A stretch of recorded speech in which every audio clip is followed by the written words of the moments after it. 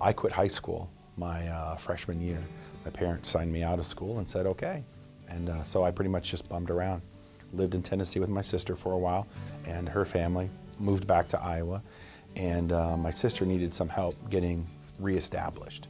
So where did she go for help? Salvation Army. And the officer there was a really good guy. And so he followed up after she'd gone there to get food and visited and said, how was your visit to the Salvation Army? It was great. Are you guys going to church anywhere? Oh no, we're not, currently. Well, the Salvation Army has services, would you like to come? So my sister said, sure, we'll see you on Sunday. The van came by, picked her up, and off to the Salvation Army they went, but I didn't go. And so she came home, was all excited. The officer came back to visit, noticed I was in the house, and said, well, what about you, Roger? Do you want to come to church? And I said, nope. I had a bad experience with the church I grew up in, so I pretty much swore that off. Well, he kept pestering and coming back. So finally I went, literally just so he'd stop asking. And I loved it. I absolutely loved being at the Salvation Army worship service.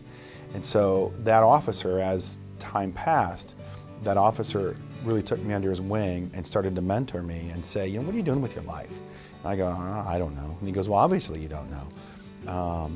You didn't finish school? No. The Salvation Army has GED classes. You'd think about that? Well, no, maybe you should. So he encouraged me to take the GED classes, which I hated. Ended up going to the community college, took all my classes for GED in one shot in the afternoon. I just took the tests, passed them all, and got my GED. And so I spent time, working with the Adventure Corps. I did prison ministry. He hired me as a VISTA volunteer, and I organized emergency disaster services for the Salvation Army in Southeast Iowa. So the longer I'm there, at one point we were up wrapping Christmas presents for prison ministry, and his wife was there, and I said, I'm thinking about maybe God's called me to be a Salvation Army officer. And she stopped and she said, it's about time you said that. And I said, what do you mean? She goes, I've known it for years, but I couldn't tell you because you had to reach the point where you believed you were called.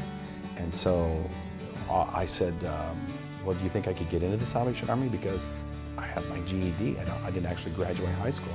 She said, oh, absolutely you could. And so through the process of going to training college, I met my wife. Our first deployment was in a small rural community in Kansas. And then as it was, we were transferred to Olathe. And so, of course, that's Nazarene Mecca. And I got to go to Mid-America and Nazarene Theological Seminary where I basically got all my education. And so the reason I'm an officer today is because that one guy saw potential and decided he was going to reach out to me. And that's the reason I'm an officer today.